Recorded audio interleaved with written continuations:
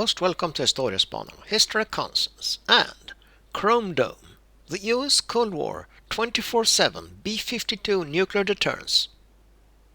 By 1961, US General Thomas Power openly announced that the Strategic Air Command conducted airborne alert missions, codenamed Chrome Dome, with nuclear-armed B-52 bombers. General Power's concept reduced the Strategic Air Command's retaliatory response time in the event of a Soviet nuclear attack against the United States.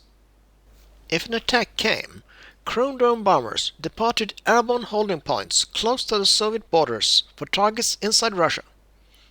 With several two-ship formation cells of nuclear-armed bombers flying 24 hours a day, the US would always have force within striking distance of the Soviet Union.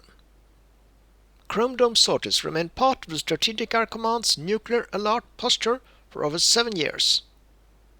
So, join us and see images from the cockpit of a nuclear-armed B-52 acting on an emergency war order Red Dot 4, broadcast from the Strategic Air Command to continue to their target. And please, like, share and subscribe. It means a lot to us.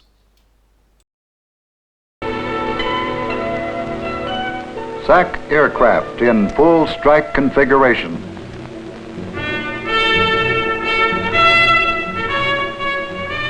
Nearby, a crew sweating out an alert. Many of you have been here before on tours ranging from 1 day to a week.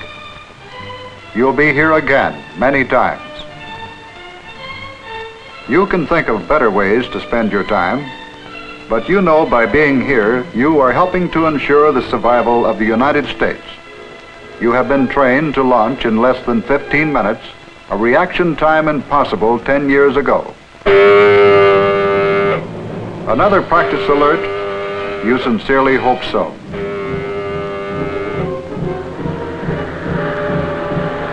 Now you are witnessing the goal which the entire command strives for. An instantaneous and professional response to years of living with USCMs, bomber streams, evaluation missions, and of course, 50-8.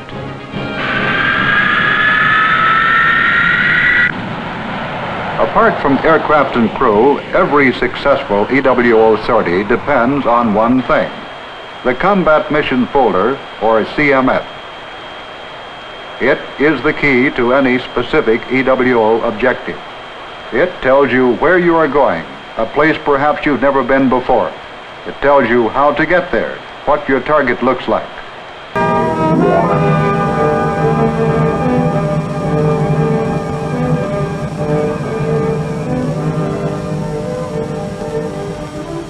Let's assume your crew is assigned sortie number 8 of your unit's emergency war order. You were launched under positive control some 2 hours ago, and the closing rate to your assigned target is 7 miles every minute. You don't know whether this is the real thing or not.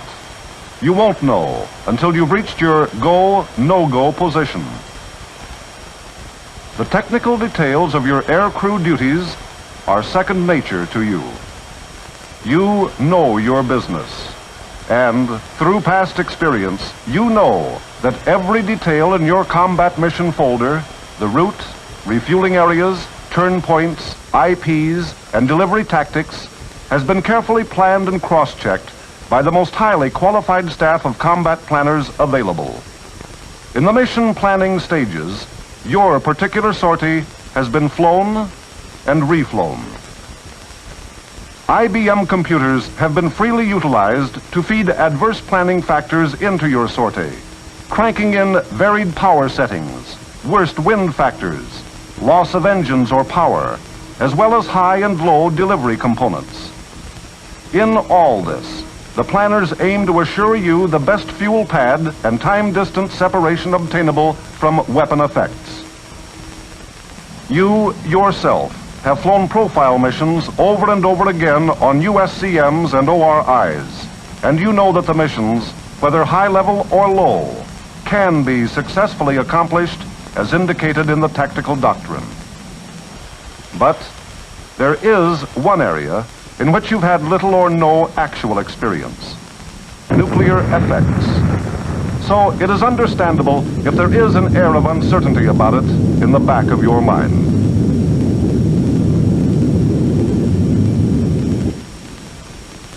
In reality, an abundance of experience on nuclear effects has been accumulated over the past 14 years.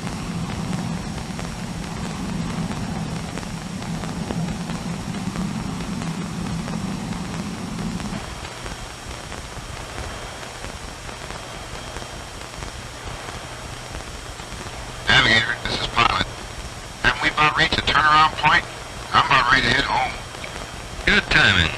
All set to change heading to standby one. Something's coming in. Sky King, this is Migrate. This is Migrate.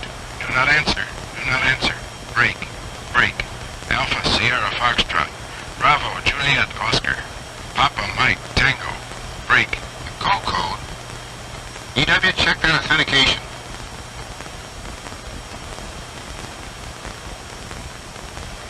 Pilot, this is EW. It checks. We've received the gold code. Check your envelopes.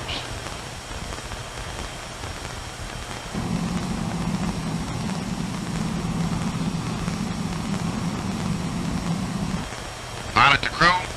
We've checked the gold code and verified it. This is it. We're going in.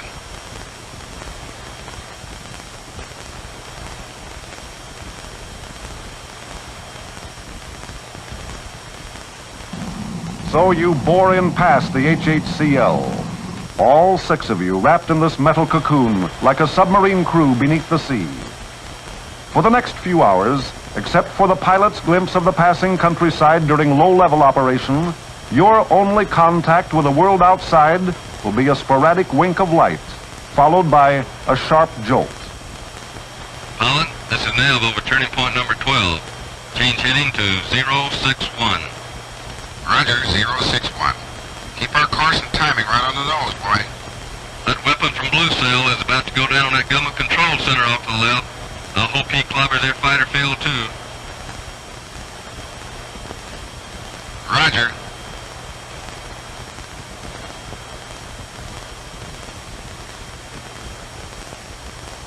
Guess that makes the war official, men. Keep those curtains buttoned up.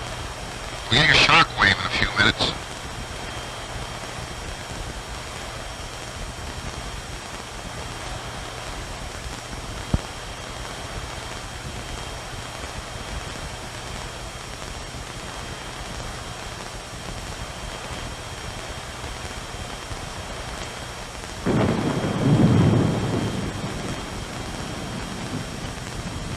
That's it. Pilot to crew, report in. Navigator to pilot. All instruments okay. Seem to be operating normally. EW to pilot. Same here. Gunner to pilot. Sharp. Put no harm down here. Pilot, this is EW. I'm getting less GCI signals now.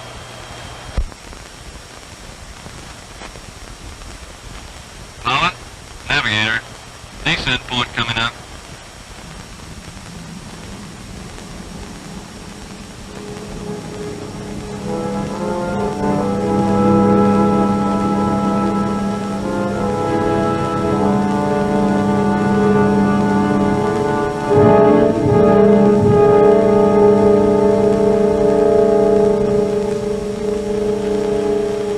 I'm going to keep this bird clipping hedges.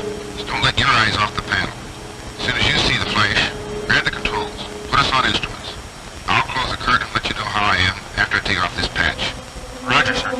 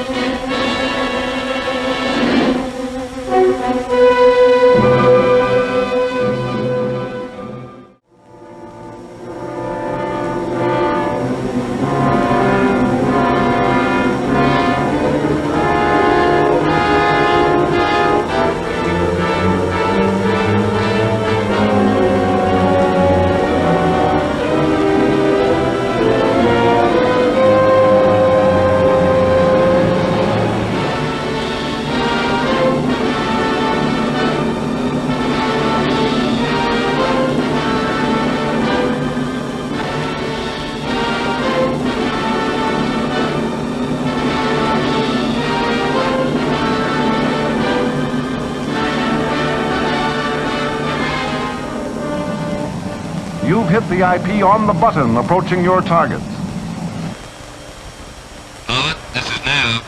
Up point in 5 seconds. 4, 3, 2, 1.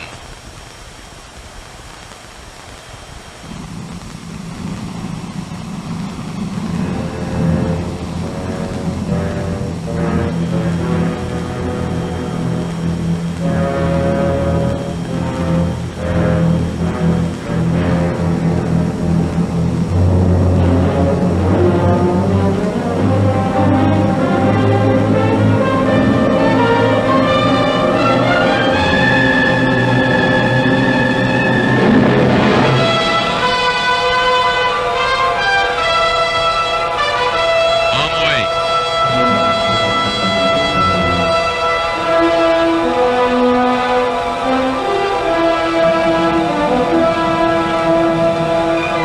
Okay, take her out.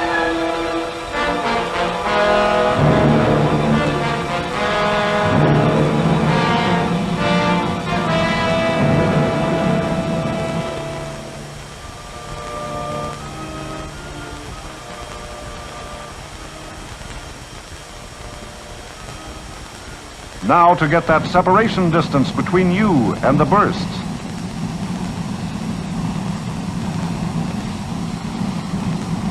You close your front curtain prior to the flash. The thermal heat builds up.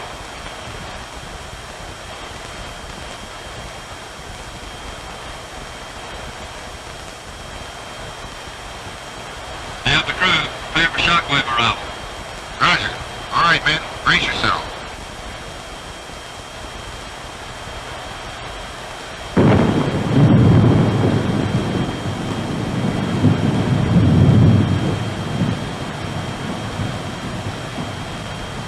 Pilot to all stations. Give me a damage report. Pilot, this is Nav. Seems all right here. Radar 2. Pilot from EW. I'm okay. Pilot from Tailgunner. Fine here, sir. Now to get back to altitude and start the long road back.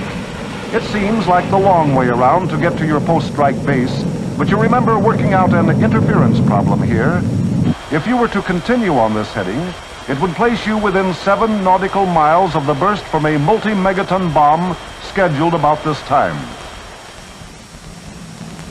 You recall griping about your rerouting, particularly because this new heading takes you almost directly through the contaminated cloud of another bomb dropped 30 minutes ago.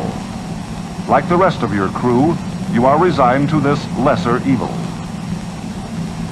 From now on, the stage becomes less crowded as you move back toward the safe side of the HHCL. Yes, it could happen. If this nightmare situation ever materializes into grim reality, you may have a real bear by the tail. But at least you are assured of escaping the nuclear effects of our own weapons. The years of testing and analysis have enabled SAC to evolve a workable plan for every sortie to and from the target area.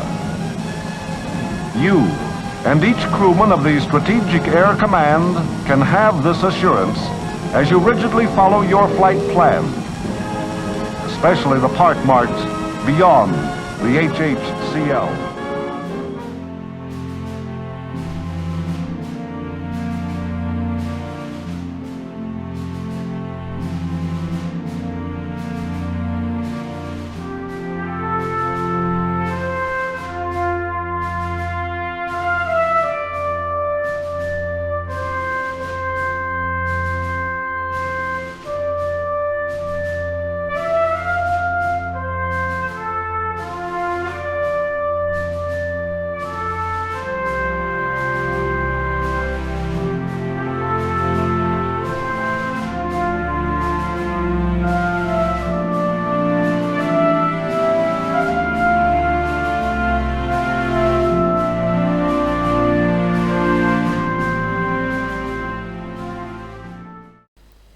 That's all, folks. Thanks for watching. Please like and subscribe.